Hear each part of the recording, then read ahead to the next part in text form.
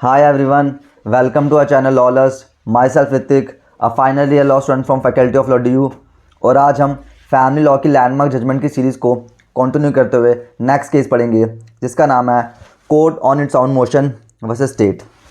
2012 का केस है ये। चलिए सबसे पहले इस केस के फैक्ट्स को समझते हैं।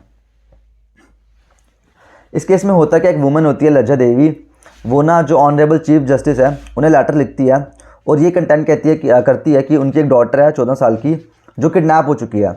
और वो फर्दर बताती है कि ना वो दिल्ली में अपने अंकल से मिलने गई थी और उस बीच वो किडनैप हो गई थी।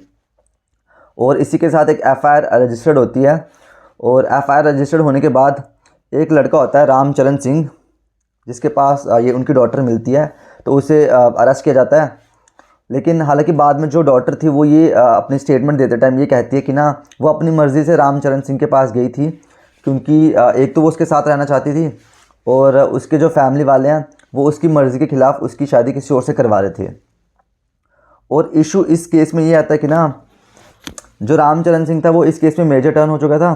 तो अब कस्टडी की बात आ रही थी कि whether the boy who has turn into major and the girl is still minor. At such instances, can the husband be regarded as the lawful guardian of his wife and can demand her custody even when the parents of the girl are claiming her custody? तो मतलब जो रामचरण सिंह था, क्या उसे उसकी wife की custody मिल सकती है कि नहीं, जिसमें कोर्ट ने कुछ ऑब्जर्वेशंस और इम्पॉर्टेंट पॉइंट हेल्ड करें हैं। चलिए उन्हें एक एक करके समझते हैं। पहले तो court section 6 of Hindu minority and guardianship act का हवाला देते हुए ये कहते हैं कि ना ये सेक्शन खुद ये कहता है कि ना अगर जो लड़की है वो मैरिड है ना तो उन केसेस पे हस्बैंड जो होगा वो नेचुरल गार्डियन माना जाएगा वाइफ का, even if such wife is a minor.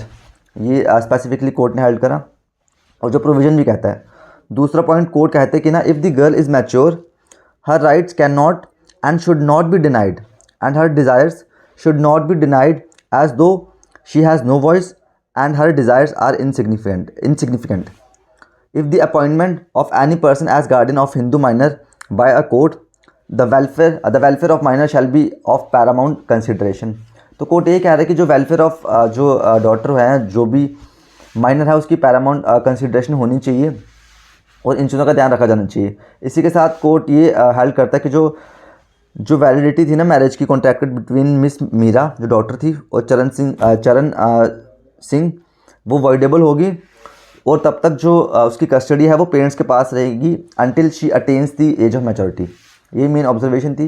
बाकी इसी तरह आप हमारे लैंडमार्क जजमेंट की सीरीज़ को सपोर्ट करने के लिए हमें फॉलो भी कर सकते हैं। Thank you.